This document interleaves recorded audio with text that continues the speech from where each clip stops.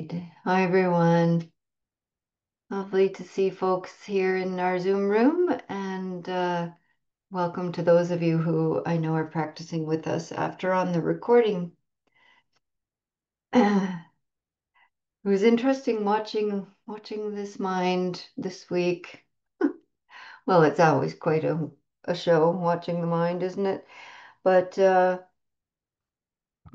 been doing these for years now, weekly, so it kind of gets to be like, what am I teaching tonight? What do I have to say that has not been said? Um, Nothing new, of course, but nonetheless, I was listening to a talk on the jhanas, the concentration practices, and the teacher said the proximate cause, the close cause for restlessness is no clear perception of the object. That really stood out to me, and I wrote just that sentence down. It was actually, I think, last week I wrote it down. I was like, that's interesting, something there. Of course, I've heard that before, but it hadn't really stayed with me and hadn't been something that was clear in my mind about the proximate causes of the hindrances. All of the five hindrances that hinder mindfulness, that hinder awake awareness, have proximate causes or something that's very close to it that causes these hindrances to arise. So this one, restlessness, anyone who can't relate to restlessness, we all can. We've all been there. It's a common state for most folks. For some more so than others. And in the hindrances, restlessness is paired with worry, restlessness and worry, sometimes called restlessness and remorse. They're two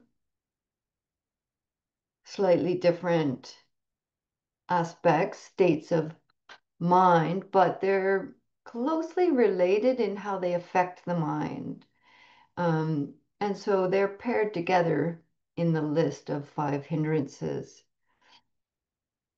Um, should have had it kind of pre-typed out.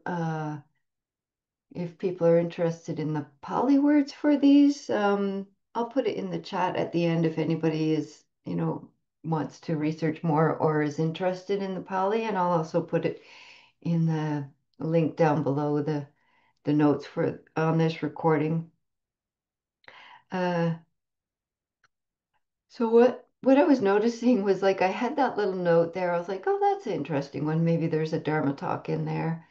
And then as this Wednesday came closer this week, I was like, what am I going to talk about? What am I going to talk about? And kind of flopping around. Oh, that's kind of interesting, but it wasn't. Sometimes things don't really grab me, like there is not juicy enough. And yeah, today I was really flopping around. Well, I already taught this morning, and then I was working in a shop, and I was like, nothing's clicking. And then I realized, oh, damn, that's restlessness. Right back to where I started. I'm like, oh, that's restlessness. Ah, so amused that I couldn't even see that this is just restlessness. I was like trying so hard. There was striving and trying to get something juicy, something good, something I could get my teeth into. And it was kind of this excessive striving, which is part of the characteristics of it. Uh, yeah, so anyways, I've landed right back to where I started with restlessness. And also, it's something I've noticed just in this past week with a couple students and a couple folks that were really, a lot of anxiety and um, even panic attacks and different degrees of pretty high states of restlessness and worry. So it's we can all relate at different times to this state of heart and mind. So it's this compound word, as I was saying, of restlessness and worry. So restlessness is uddhacca in Pali, and kukkucca, uddhacca-kukkucca, restlessness and worry. It sounds like Hakuna Matata or something fun, but it's not a fun state of mind. Uh, Restlessness is a state of mental agitation that I was feeling, and distraction can also be related to excitement. Um, and so, by its nature, it's the very opposite of calm and tranquility, which is very much a part of this practice, shamatha vipassana. Vipassana is the insights into the nature of things and clearly seeing with wisdom and wise compassion how things are. And shamatha is the calming tranquility, moving towards one pointedness of attention. And these two are uh, go hand in hand. This is the practice that we're cultivating here. So restlessness is a hindrance to, by its very nature, it's the opposite of, and a hindrance to calm and tranquility. And probably it also it can hinder insights. Sometimes, if you're forced to stay with it long enough, you can break through it with insight. But usually, when we're beset with restlessness and worry, we don't just hang with it and turn towards it and open to it and see it with wisdom. We're usually just caught in it and ruminating and trying to figure things out and going here, going there, and lots of agitation, lots of words. And it's probably likely it may be like if you were sitting a retreat where you're less distraction, you're not going to have all the toys and the distractions and the soothings, except for the food is usually good and the highlight. But so there and with the guidance of a teacher, you might be able to, you probably would see it clearly. So a little bit more about restlessness. It had there's a couple different factors. Its characteristic is the lack of calmness, which we were just talking about. And its function is unsteadiness, this feeling of being off balance, and it's very related to confusion, and the mind is very choppy. I'll come back to that. And its manifestation, its function is unsteadiness. Its manifestation is confusion, mental agitation, confusion. I don't know what to do and what should I do, and um, all of that. What I was feeling and what you probably feel. The proximate cause, which kind of got me onto this track, is unwise attention to things that cause the lack of calmness in the mind. So it's giving unwise attention to the mind states that are causing the agitation, you see? So we're already restless and agitated, and a lot of mental formations and confusion. And we keep giving more fuel to it, more attention to the things that are already agitating, right?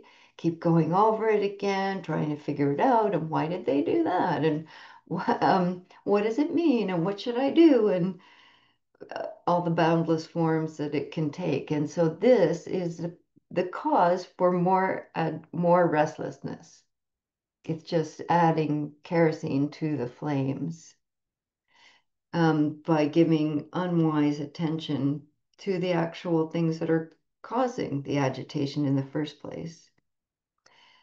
Um, there's a story in the suttas. Let me see, which sutta is it? I think it's, uh, I'll see if I can find it and put it in the notes. Um, there's a simile of a goldsmith who is melting the gold aggregates, and it keeps on blowing on the gold that's on the fire, and as a result, it gets burnt. The gold gets burnt because they're overworking it, working too hard at it and adding too much heat to the flames, etc.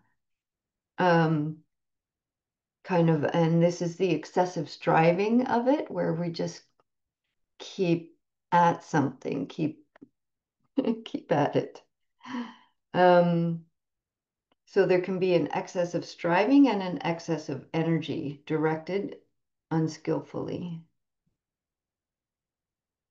Another one of the teachings in the suttas is that the Sona Sutta, and Sona is speaking with the Buddha about, they're really striving in their meditation practice, like as we might be able to also relate.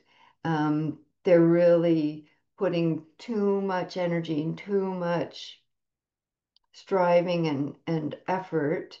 Um, and then that actually became like became depressed because of it. They kind of swung in the other direction.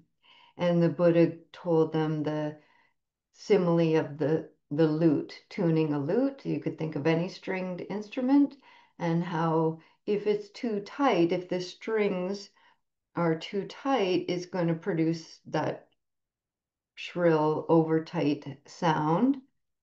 And if the strings are too lax, not enough tension, then it's going to be dull and off tune. And how we have to keep adjusting the strings to come to that place of enough energy, enough effort, enough tension isn't what we want in our practice, but um, that right degree of effort in order to um, produce that clarity of sound, that clarity of mind between these two extremes. Um, the different and it's not something that we get to and then we like got it. It's like if anybody's played a stringed instrument, you have to keep tuning it, and it's the same in our meditation practice. Even in one sit, you have to keep tuning the effort, because sometimes it drops off and we're like nodding, bob and weave, or just dullness and slipping off into daydreamy land. Um, or we're creating tension and pain and contraction, and by over striving and over efforting to try to be with our anchor or something. So we have to keep tuning as we practice. um,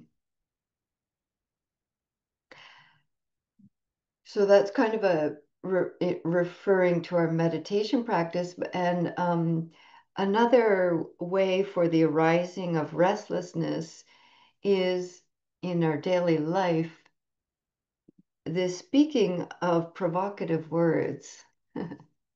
This is from the Visuddhimagga, I believe, and which can lead to much talking and arguing. And this can happen even if we're not talking to anyone else. But internally, much speaking of provocative words and much talking and arguing, even within ourselves, just blah, blah, blah, blah, blah, arguing with ourselves and talk, words, words, words, thinking, thinking, talking, talking, and it just keeps rising and rising. Uh, and how that fueling of more restlessness, um, of course, gets in the way of any sort of calm or concentration. So, how we speak internally and externally has a huge impact. The same with, how we're speaking, our wise speech, part of the Eightfold Path. Like if we're um, are speaking with harshness and cruelty or judgment or comparison, arguing internally or externally, that's really going to be agitating.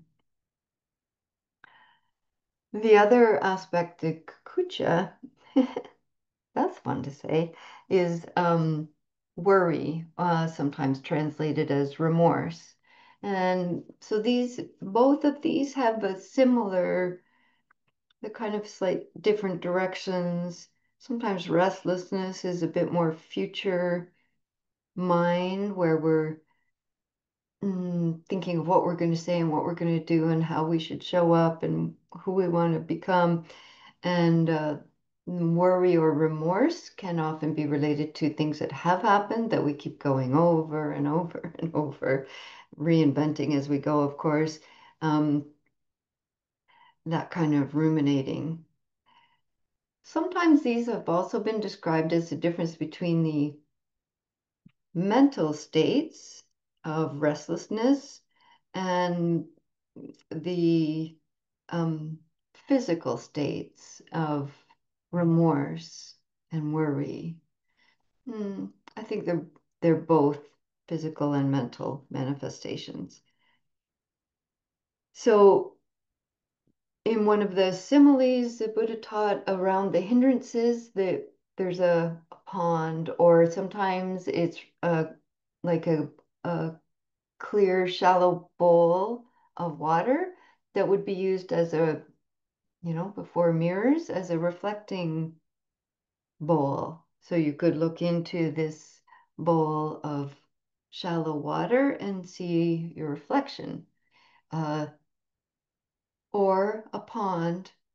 And it's described as being stirred up by the winds that have the surface of the water moving in every direction, very choppy and wavy and disturbed. So there's no clarity. We can't see through to the true nature of things when the mind is in this agitated state. Um, and it feels like that too, right? When you're in these states of restlessness and worry, the mind is going this way and this way, and it feels like it's being pushed by external forces, but it's often fueled by our own unwise attention. Um, but that kind of choppiness all over the place. So they both show up that same way of agitation. Uh, So this part, worry, has its characteristic is regret is its characteristic. So again, that can be regret over things that have been said, done, thought, and how agitating that is, where we feel something unskillful has been said or done by ourselves or others, and it has this characteristic of a lot of regret. Its function is to sorrow about what has been done and what has not been done. Hmm. So also what has not been done, we didn't speak up, we didn't act, we didn't stand up, um, for with self-compassion, whatever that we might feel that sorrow about, um, or what has not been done by others as well. Its manifestation is remorse, which, as we've already said, And the proximate causes of worry are deeds and omissions. Again, things that have been done or not been done, and how this causes a lot of worry. Hmm. For both of these hindrances and states of heart and mind, what's recommended by the Buddha is the diligent practice of meditation, particularly in secluded spots. So, what does this mean, secluded? It's referred to very often, the foot of a tree or a cave or a forest or a hut. And and for some of us, that would create a lot more worry and restlessness. So, what does it mean, secluded? It means secluded from distraction, secluded from distraction, which is not easy to do these days. This is why we sit retreat, which is this form that really supports us and helps us set aside all of our distractions, which keep restlessness and worry on the hot seat, keep them fueling and burning. So secluding our sense doors from this constant impingement and agitation is recommended. And then, in relation to that other aspect of worry, restraint in regard to speech, which covers being free from anger, boasting, or arrogance. So, restraining our speech, protecting our sense doors, and restraining our speech. Well, there's not a lot of speech restraint these days, is there, right? It's so easy to just post something, just hit send, just comment on things. And there's this weird anonymity in virtual land that's dangerous. Mm. And I'll say can be dangerous. Yes. Um, yeah, so this is a support for the lessening of restlessness and worry is restraint in our speech, restraining ourselves from indulging in anger or boastful speech. Um,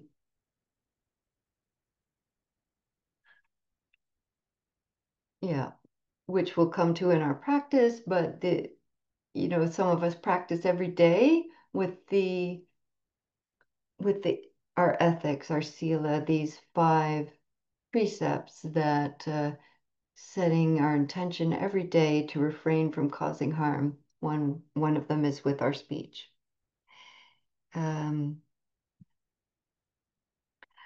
yeah, I mentioned the simile of the water being tossed about and choppy.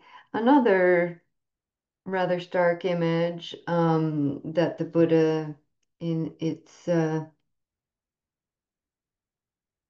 sutta compared the influence of restlessness and worry to slavery, meaning that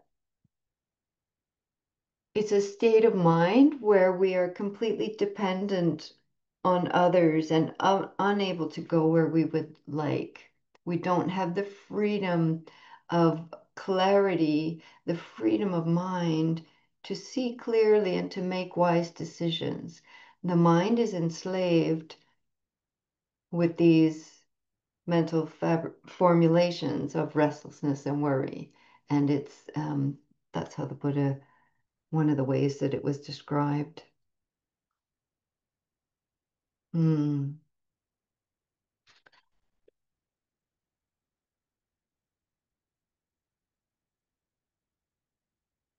Hmm.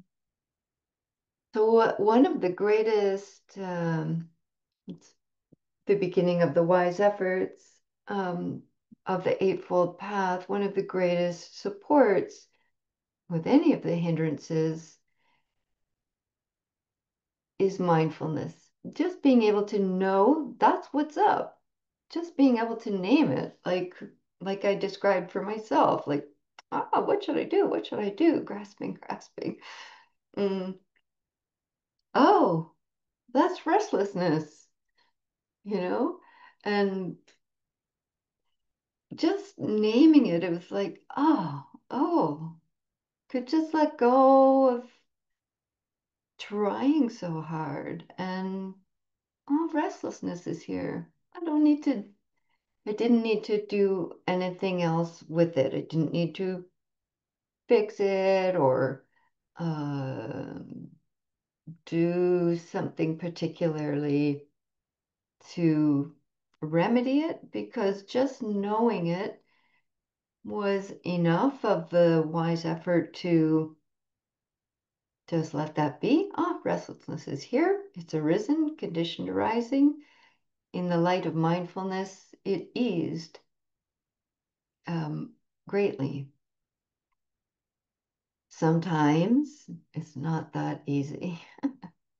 And so but it is essential. The first step is to mindfulness. Oh, to be able to say, oh, yeah, hey, maybe that's just that thing. What's going on? Wow, this is a lot of chaos. Maybe it's just an image to you. It just feels like that choppy water, waves pushing and pulling the mind in all directions. Maybe that's how it lands for you as an image or a felt experience in the body. It's a feeling of vibration or agitation or like a hive of bees in the head. Uh, Drunken monkeys swinging through the trees is another description. There's lots of ways that it might show up for you. So try to know, just ask, hey, what's going on? And so if it doesn't ease just by naming, like, oh, there's a lot of restlessness and worry here, what's needed, sweetheart? May I be gentle with myself through this? Hmm. May I find some space or ease with this? Yeah. May I not add to this agitation? May I see this with wisdom and clarity? May I cultivate calm? Just trust your inner knowing to show you what's needed, what's needed. So this is turning towards self-compassion, Brahma Vihara practices, or metta with self. All right, I think that's enough. That was a lot of words. Yeah. Hmm.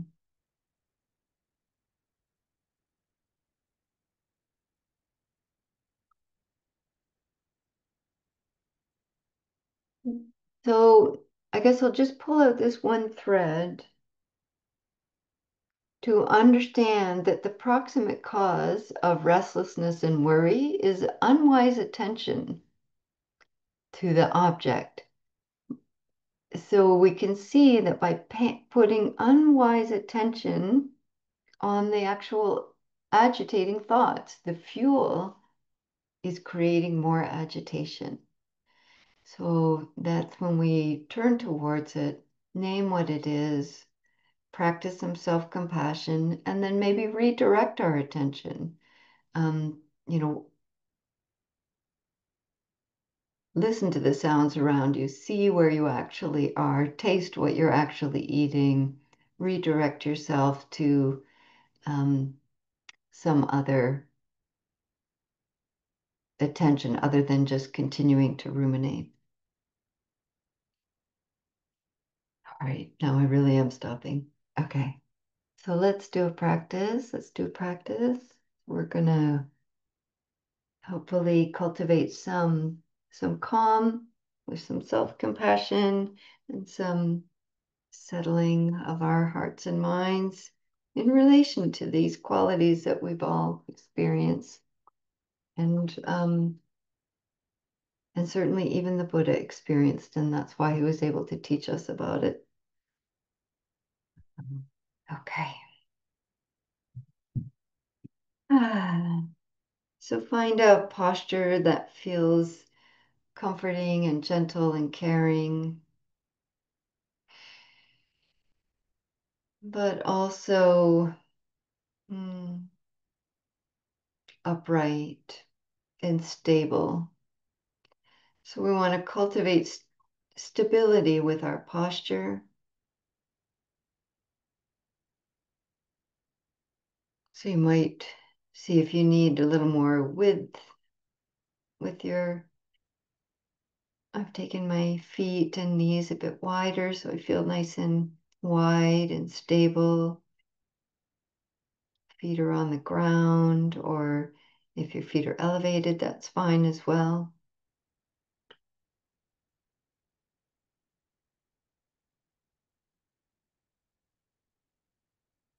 And then seeing what posture, what position for the eyes is most calming and supportive and soothing for you. Is it helpful to close the eyes or to rest them downward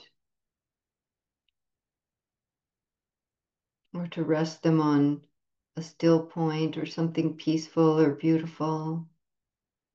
Hopefully not on something that is agitating or distracting, which will create more restlessness.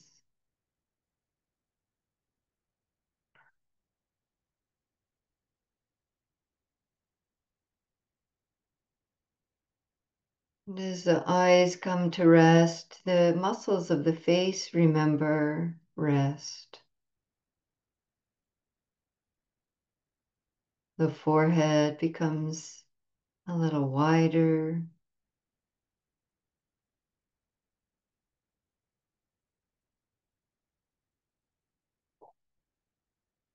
Feeling into the muscles of the face and seeing if there's any tension that isn't needed right now that could just release a little bit or just have some caring space around that tension.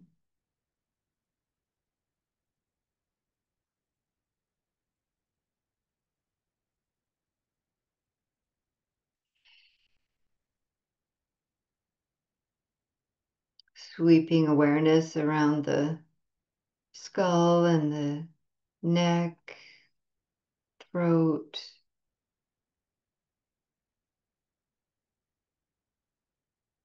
Letting that awareness slide down the back and sides of the neck, the front of the throat.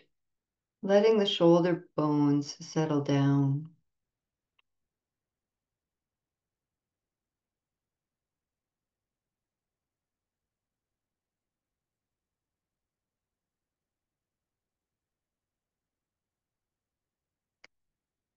And the relaxed shoulders, awareness slides down the arms into hands that practice ease, practice letting go, relaxed hands.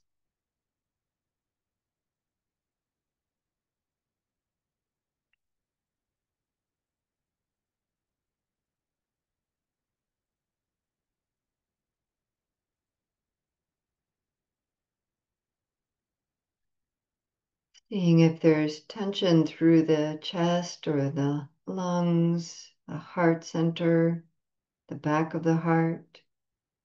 Sometimes taking a few slightly deeper breaths can be helpful to remind this part of the body that it's free to expand and contract.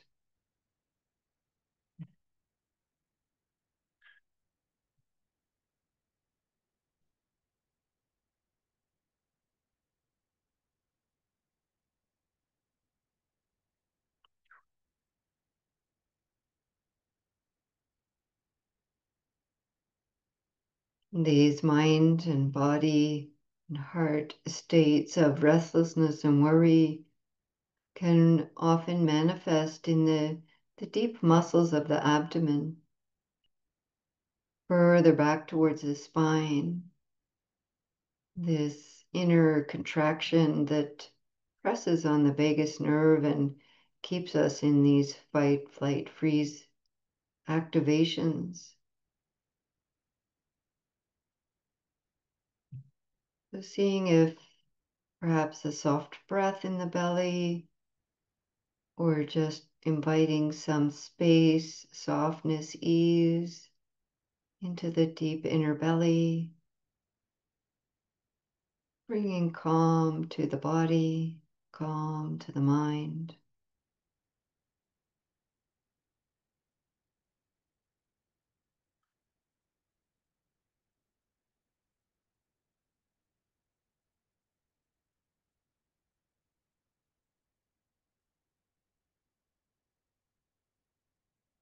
As the upper body continues relaxing, we might notice more presence, more weightedness, groundedness through the lower half of the body. Feeling the hips, the pelvis, legs and feet.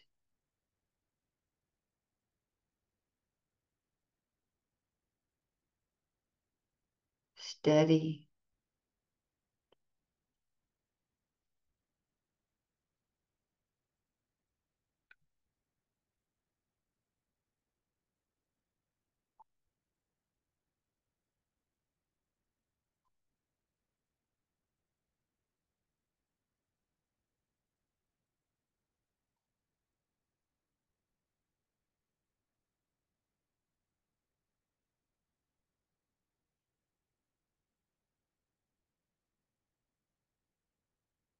And then recalling the wisdom, the calming factor that can help really balance these restlessness and worry hindrances. We undertake these trainings to refrain from taking life, from causing harm.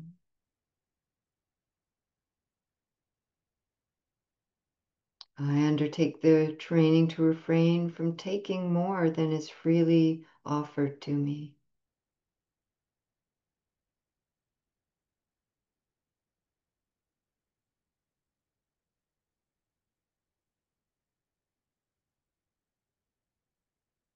We undertake these trainings to refrain from causing harm with our speech, from speaking falsely, harshly, provocatively, too much talking and arguing.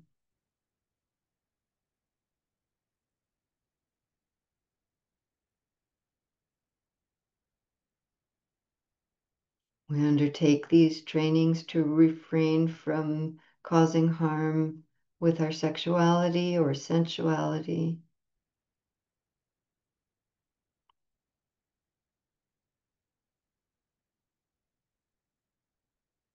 And lastly, we undertake the training to refrain from heedlessness or a lack of mindfulness caused by intoxicants.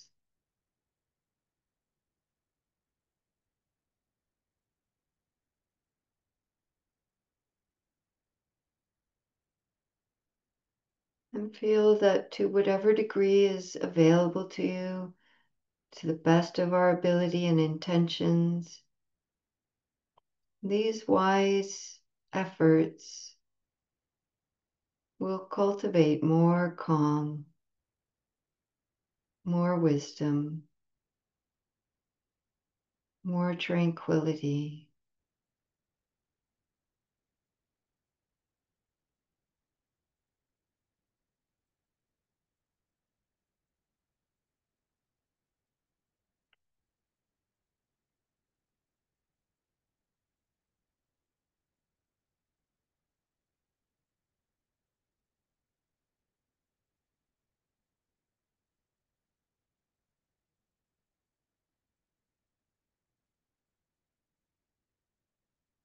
From this place of the body settling, stable, relaxing, and this inner sense of uprightness and energy from our ethics, we could now choose an anchor to cultivate a little bit more calm and stability. So you might choose an anchor that's very a little bit focused. So you could choose the sensation in your hands or one hand and just allow the awareness to just gather and rest in that area, feeling whatever sensations arise and pass.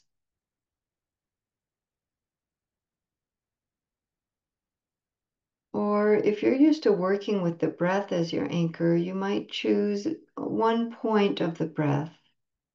Could be the sensation in the belly, the chest, or the nostrils, and just choose a one-pointed attention, watching the arising and passing of sensations at that one place. Either breath at one spot or the sensations of one place in the body, perhaps a hand or something else if you choose.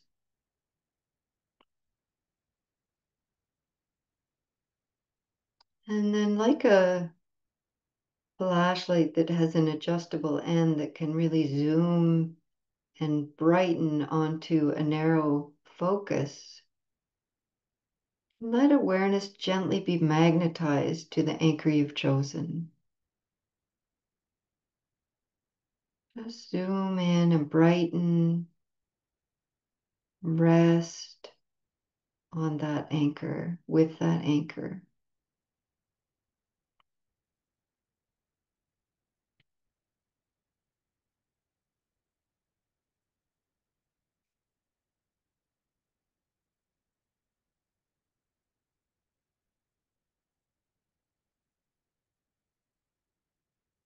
Taking refuge in the rest of just settling and resting with that anchor.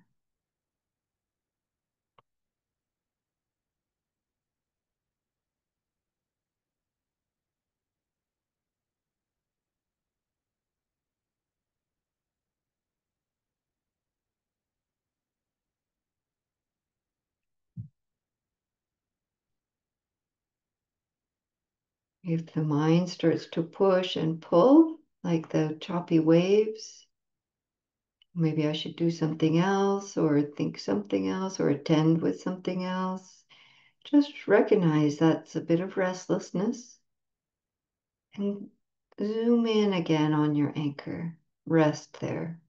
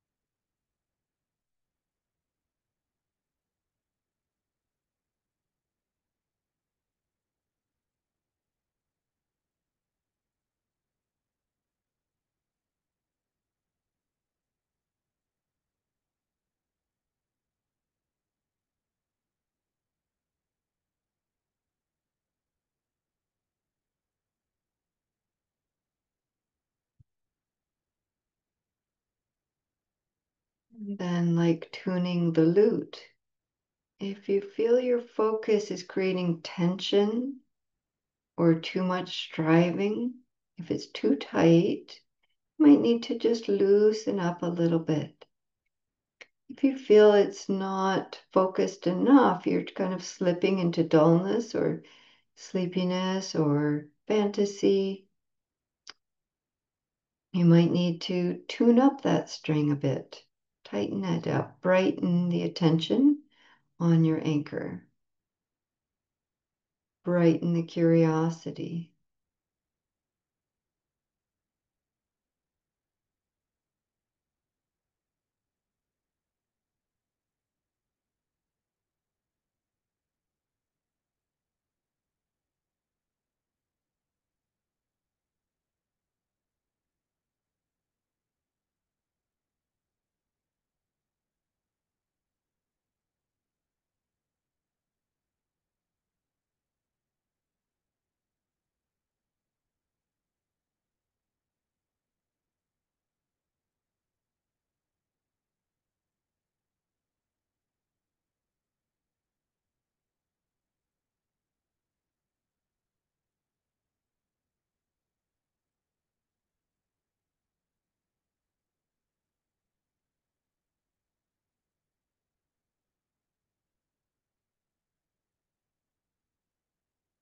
And then we keep gently tuning and adjusting what's needed now.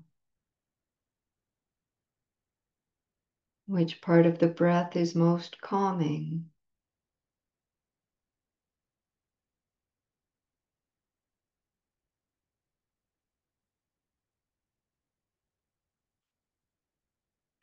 Which sensation in the hands, if you've chosen that, is most grounding or stabilizing?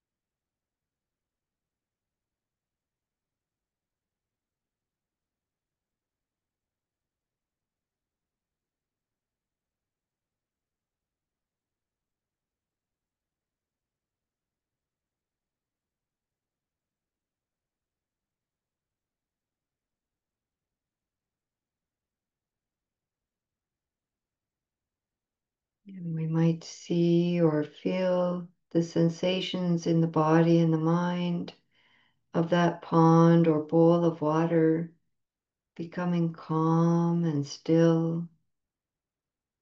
And we can't do this by pushing anything around. It just makes more waves.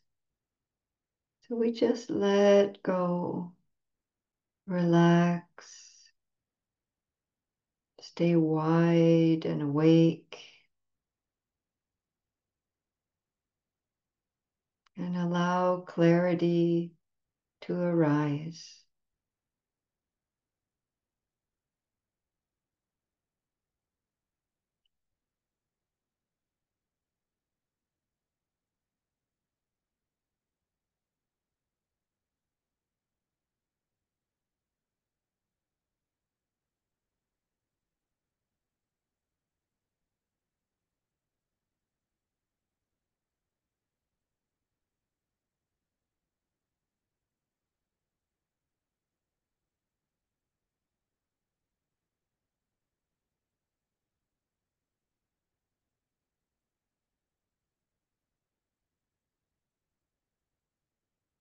And if you notice the heart, body, mind is still feeling some agitation, tossing and turning, upheaval, disturbance,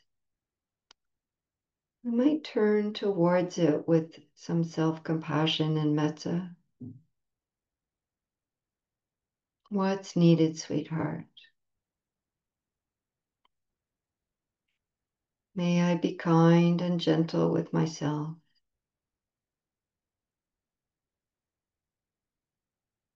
May I cultivate calm.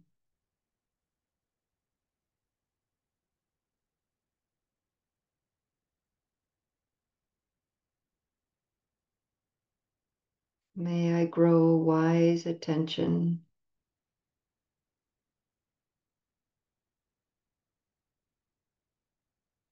Trust your own words.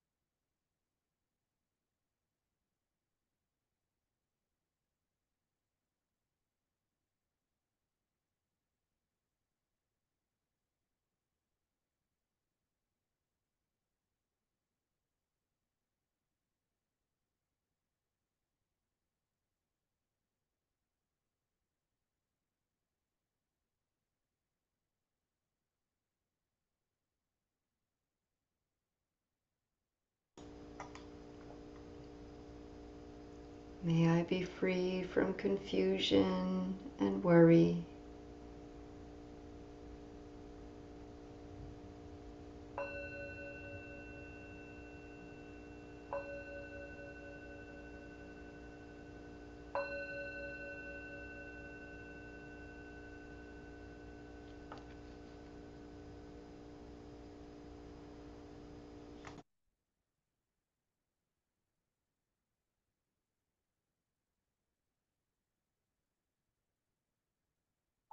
Mm.